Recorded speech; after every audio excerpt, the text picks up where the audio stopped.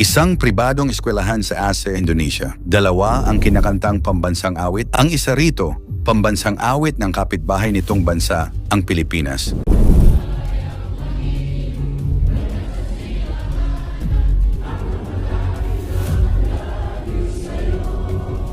Paano nangyari na ang dalawang arkipelagong pinaghiwalay ng dagat at mga isla ay pinag-isa ng iisang awit? Bakit nila ito ginagawa? Yan ang ating aalamin.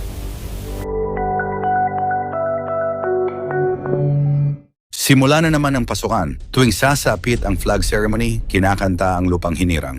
Habang nakalapat ang kamay sa kaliwang dibdib at nakatingala sa pambansang bandila bilang pagkilala sa ating pagka-Pilipino. Sa katunayan, sa ilalim ng Republic Act No.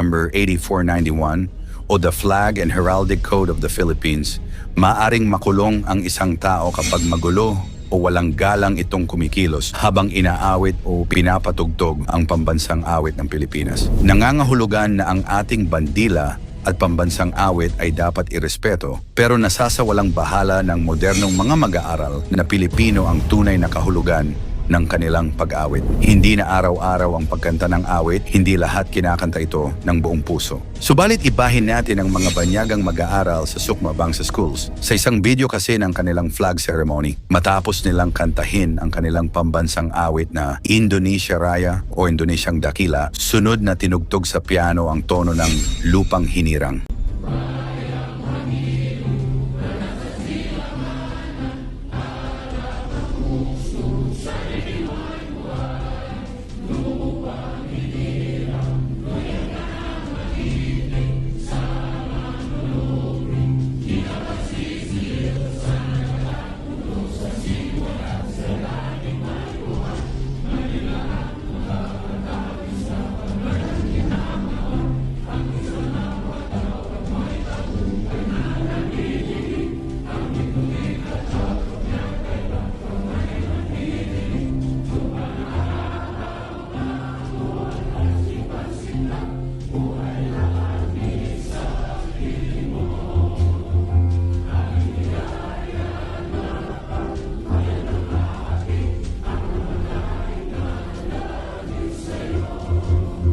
Malakas ang kanilang naging pag-awit. Malinaw ang bigkas nila ng mga liriko na parang tunog Pilipino.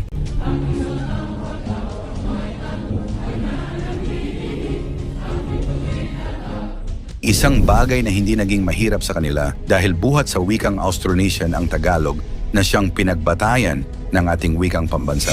Sa video, hindi makikita ang bandila ng Pilipinas at hindi rin nakalapat sa kaliwang dibdib nila ang kanilang kamay. Kung iisipin ng isang Pilipino, hindi nila iginalang ang ating awit. Subalit para sa isang Indonesian, tama ang kanilang ginawa. Una, hindi sila Pilipino. Sila ay mga Indonesian. Ang pagkanta ng pambansang awit sa tamang posisyon na may kasamang bandila ay dapat lamang gawin ng isang Pilipino. Pangalawa, dahil walang watawat, ang pagtingin nila ng diretsyo sa unahan at pagkanta ng malakas ay sapat ng pagpapakita ng respeto. Ngunit bakit nila ito ginagawa? Ang sagot ay dahil sa paaralang ito, mayroong mga Pilipinong scholar mula sa timog ng Mindanao na dito ay nag-aaral. Ang totoo niyan, ang Sukma Bangsa Schools ay itinayo bilang tugon sa intellectual damage na dala ng isang malaking tsunami na kumitil sa buhay ng maraming guro at lecturer sa Aceh, Indonesia, na umabot sa 35% ng total intellectual potentials nito. Ang Educational Rehabilitation Project na ito ay pinunduhan ng pribadong sektor, humanitarian wallet ng bansa at Sukameya Foundation, kung saan ang lahat ng mag-aaral dito ay libreng makakapasok at makakapagtapos. Sa una ay bukas lamang ang paaralan sa mga Muslim na Indonesian sa isla ng Java at Jakarta. Ngunit ang Aceh, Indonesia na nasa hilagang bahagi ng isla ng Sumatra ay pinakamalapit sa lalawigan ng Tawi-Tawi.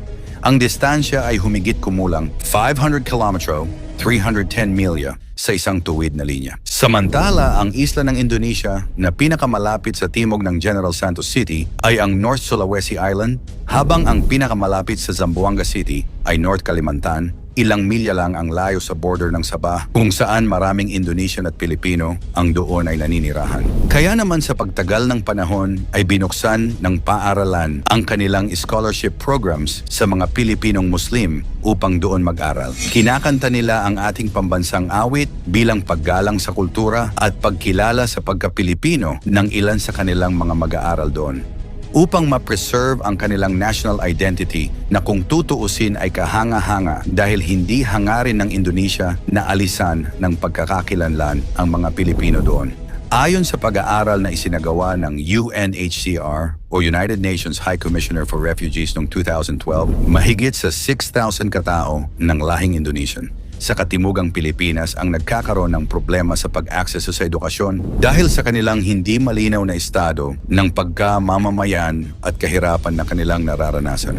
Samantala, ang Pilipinas ay nagiging lalong popular na destinasyon para sa mga Indonesian na international students, kapwa sa mga maikling kurso at mga nag-aaral para sa mga degree sa universidad. Ang mga kurso sa Ingles bilang wikang banyaga ay isang kilalang atraksyon para sa mga estudyante mula sa buong Asia. Ngunit ang ibang mga larangan ng pag-aaral ay nagiging popular din.